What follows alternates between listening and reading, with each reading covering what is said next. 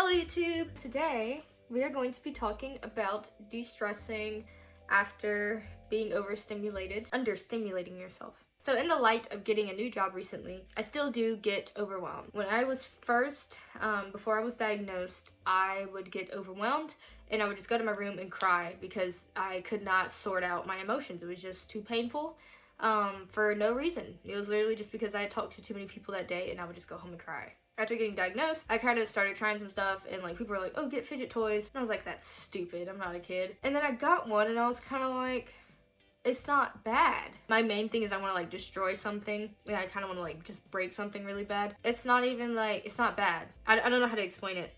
I do. I'm going to be able to explain it. Like when I first got it, I was like, I don't like this because the fidget toy that I had was like really flimsy. And even though it's basically indestructible, I was just kind of like, well, I don't really like the way this feels. And I just tried different toys and stuff. And then my boyfriend like 3D printed one for me and I tried to break that when I couldn't break it and I really liked it. And then I just kept buying more. And now it's just kind of like I just keep buying more. Or I turn something that's not a sensory toy into a sensory toy.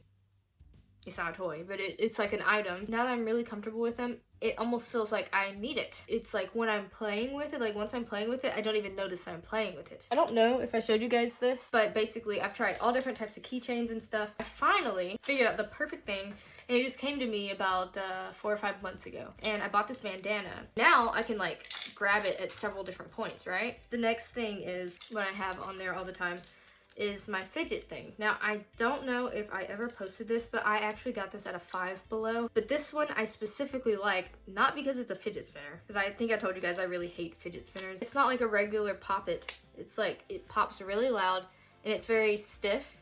And I've actually accidentally pushed one out, and I was able to put it back in. So, to me, it's indestructible.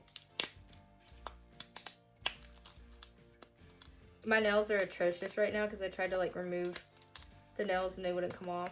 And most of the time I'll just use one finger while I'm holding my keys, so I'll just do like this. And now at this point, it's just really hard to stop, like once I have it in my hands. It's not like I need it all the time, it's just like, I've noticed that things have gotten so much better.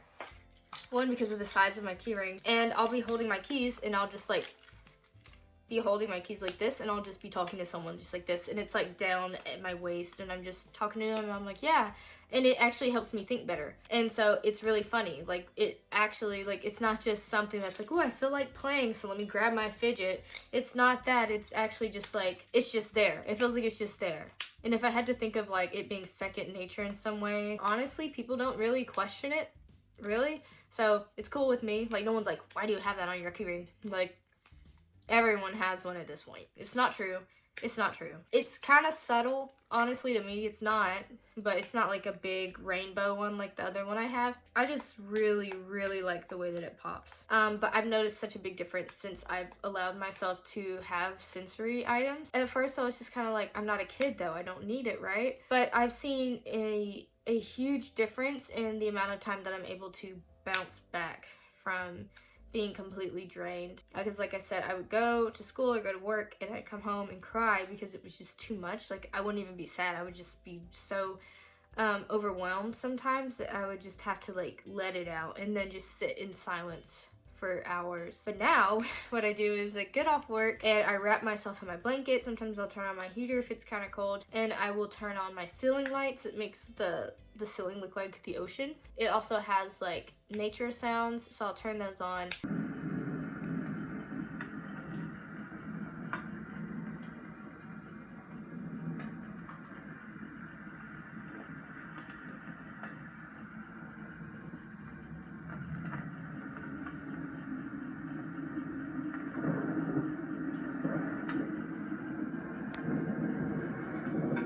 And I will just be so comfortable and I'll just sit like that for an hour and I will feel so refreshed afterwards. It actually helps. Like I cannot explain it any better. If it's really, really severe, I have had to wear my headphones. If you use a lot of technology and stuff, please, please, please take advantage of the accessibility options. Pick a ringtone that is less jarring. Going down with the control center, I use everything that's on there.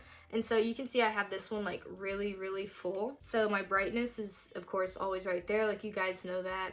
And if you hold this down, you can get to true tone and light and dark mode, and then night shift, which when you turn it on, I don't know if you'll be able to see this, but it got warmer. And this you can actually change the intensity of in your settings. I even will do it with my TV. So at night, every night, if I have it on, I turn down the brightness. This is a Fire TV, it's a Toshiba, and I just go into my settings and it should pop up. It's a little bit laggy. I don't know if you can see this, but I'll turn on my sleep timer. So I will set it usually to 90 minutes.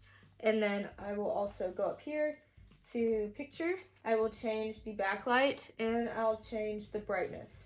Sometimes I'll change the contrast if it's really, really, really bright to me. But once you change, my dog's out there, but once you change all those settings, your screen is so much more dim. You can also change the warmth settings on your computer.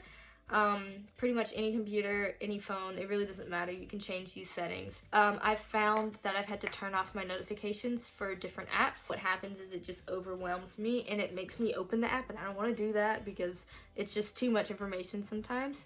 And so that gives me more time to read books, to really think about my own life instead of being so involved in like other people's lives. I still use YouTube a lot, probably more than any other social media for sure. Whatever you do, make sure that you have it set up in a way that it helps you. Yeah, so there's a lot of different things that you can do to decompress. I also read books about whatever issue I'm having, but I read a lot of self-help books, and so when I'm feeling down or when I feel really tired, reading sometimes helps. Also having dimmable lights connected to your phone, or if there's a remote and you can just kind of turn them off whenever you need. I always have some sort of stash, or usually I have, right now I don't, a stash of safe foods, which for an autistic person just means foods that they're okay to eat. Not necessarily an allergy issue, but more so when I get overwhelmed, I won't eat anything except for like either noodles or chips. And if I don't have them, I almost feel like I can't function. And that sounds so stupid, but